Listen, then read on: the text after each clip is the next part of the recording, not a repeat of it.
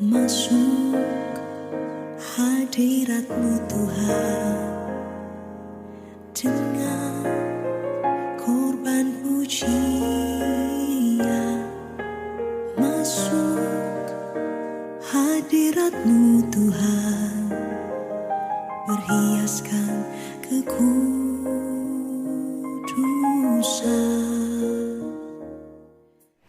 Kasih karunia menyertai kamu dan damai sejahtera dari Tuhan Allah Bapa dan dari anaknya Tuhan Yesus Kristus. Amin. Jemaat Tuhan yang berbahagia dan penuh sukacita, salam sehat dan tetap semangat. Selamat menerima hari baru di pagi hari ini. Kita yakin dan percaya Tuhan akan selalu mencurahkan berkat-Nya buat kita.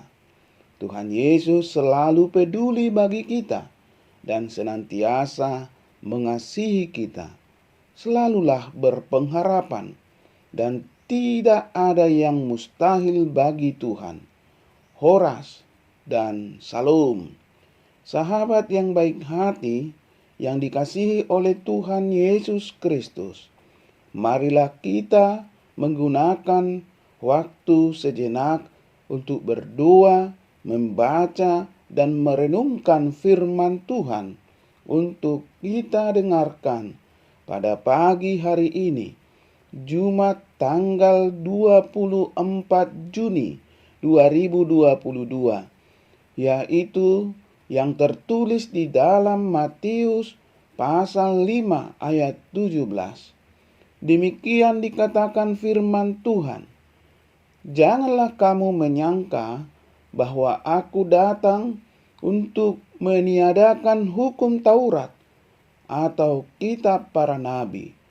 Aku datang bukan untuk meniadakannya, melainkan untuk menggenapinya." Molo di Bibel tai di dok masongonon. Unang madiripu rohamuna au ro mangarupakon patiki. Manang hatan yaka panu rirangipe. Dang ro au mangarupakon. Napa jonjokkon do au. Ima sahatna hatani debata. Sahabat yang baik hati yang dikasihi oleh Tuhan Yesus Kristus. Matius pasal 5 sampai pasal 7 disebut sebagai khotbah Yesus di bukit yang didengar oleh orang banyak. Yesus membuka khotbahnya dengan ucapan-ucapan berbahagia. Yesus menguatkan para pengikutnya bahwa setiap orang dapat memperoleh kebahagiaan. Di dalam khotbah di bukit ini, kita menemukan nilai-nilai Kristiani, standar, etika, dan ketakwaan religius. Khotbah ini mengajarkan bagaimana sikap anak-anak Tuhan menghadapi gaya hidup manusia yang terus berkembang. Yesus dalam Matius pasal 5 ayat 13 sampai ayat 20 yang merupakan cuplikan dari khotbah di bukit menyebutkan bahwa para pengikutnya adalah garam dan terang dunia. Garam sangat bermanfaat untuk memberikan cita rasa bagi makanan dan sebagai bahan pengawet dari pembusukan. Tanpa garam, makanan memang menjadi hambar. Garam akan bermanfaat apabila garam itu meresap pada makanan yang digarami. Garam itu melebur hancur, tetapi keberadaannya sangat berpengaruh. Garam memberikan pengaruh baik untuk yang digarami, tetapi garam itu sendiri menjadi tidak tampak. Ungkapan Yesus mengatakan, "Kamu adalah garam dunia." Berarti kehadiran pengikut Yesus haruslah memberikan pengaruh yang baik bagi dunia. Pengikut Yesus menggarami dunia agar tidak terjadi pembusukan oleh kelompok-kelompok jahat. Yesus mengajarkan para pengikutnya agar senantiasa berbuat baik bagi orang lain. Bagaimana garam membantu makanan menjadi lezat dan awet. Perbuatan yang baik dan bermanfaat tidak akan hilang begitu saja. Setiap orang yang memberi pengaruh baik akan dapat dirasakan orang-orang sekitarnya. Perbuatan yang baik itu akan menjadi terang bagi banyak orang untuk meneladaninya. Dengan pengaruh itu, maka dunia akan bergerak ke arah yang lebih baik. Yesus menyadari agar dapat menjadi garam dan terang memerlukan pemahaman dan penghayatan yang benar terhadap hukum Taurat. Matius pasal 5 ayat 17 firman Tuhan hari ini menyebutkan bahwa Yesus tidak datang untuk meniadakan hukum Taurat atau kitab para nabi, melainkan untuk menggenapinya. Kata menggenapi tidak berarti bahwa dengan kedatangan Yesus, nubuat-nubuat perjanjian lama telah genap, atau bahwa Yesus melengkapi hukum Taurat. Yang dimaksud ialah bahwa dengan penuh kuasa Yesus menjelaskan arti dan makna hukum Taurat sebagaimana dimaksudkan oleh Allah. Hukum Taurat memang tidak menyelamatkan, tetapi harus tetap dipelihara sebagai pagar yang mengatur hidup keagamaan. Dengan penjelasan Yesus itu, maka orang Kristen tidak bebas dari pelaksanaan hukum Taurat, melainkan perlu lebih memahami sehingga tercapai tujuan dari maksud hukum Taurat itu. Yesus perlu memberi ketegasan tentang hukum Taurat ini karena telah terjadi perdebatan di antara para pengikut Yesus. Ada yang mengatakan bahwa hukum Taurat itu usang sehingga tidak berlaku lagi.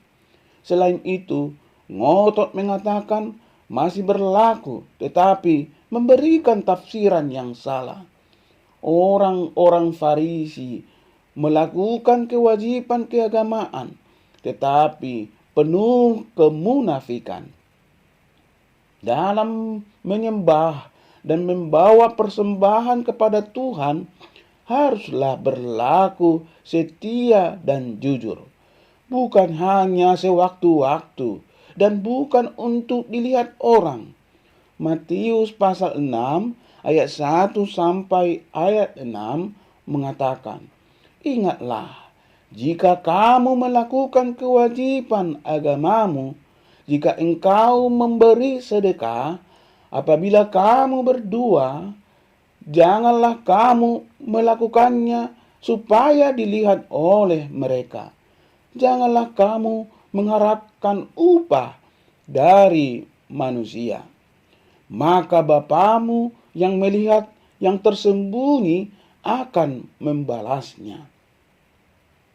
Itulah kemunafikan orang-orang Farisi.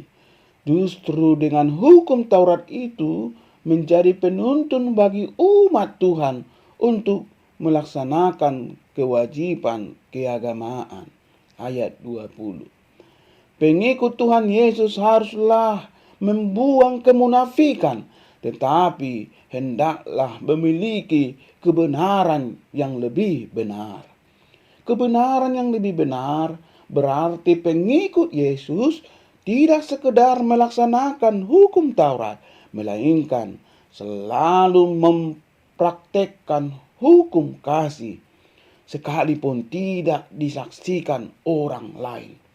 Demikianlah pengikut Yesus melaksanakan kewajiban agama dengan benar sesuai dengan kehendak Allah.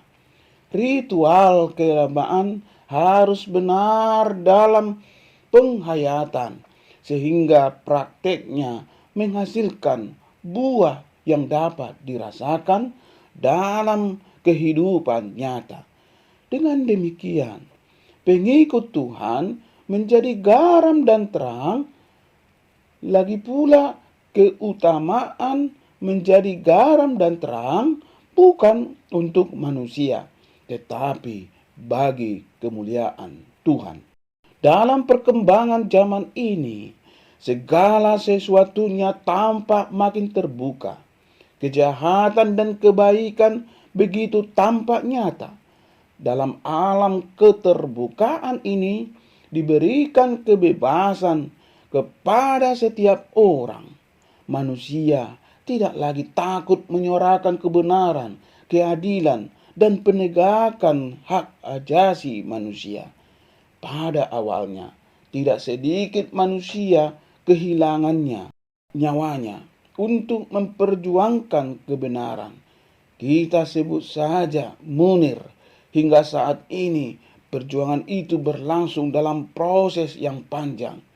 Nelson Mandela menghabiskan sebagian besar masa hidupnya untuk memperjuangkan keadilan, bahkan harus mendekam dalam penjara selama 27 tahun. Mungkin baik Nelson Mandela maupun Munir dan pejuang lainnya kelak akan dilupakan orang. Namun kebaikan yang telah dilakukan akan terus diperjuangkan sampai setiap orang sungguh-sungguh menikmati keadilan dan perdamaian dunia. Mereka telah menjadi garam dan terang dunia. Bagaimanakah orang Kristen dalam praktek kehidupan nyata? Bagaimanakah Anda? Tidak sedikit orang Kristen melakukan 3 hal. Pertama, tidak memperlihatkan dirinya sebagai Kristen. Kedua, memperlihatkan dirinya sebagai orang Kristen melalui aksesoris belaka. 3, mempertontonkan kekristenannya secara vulgar yang malah menjadi batu sandungan. Kebaikan orang-orang percaya akan memberi pengaruh bagi banyak orang untuk memuliakan Bapa yang di sorga. Amin. Mari kita berdoa. Terpujilah namamu ya Tuhan, Allah Bapa yang di sorga, di dalam nama Tuhan Yesus Kristus. Kami mengucap syukur dan terima kasih. Berkat-Mu mengalir di dalam kehidupan kami. Senantiasa kami menikmatinya. Terima kasih Tuhan.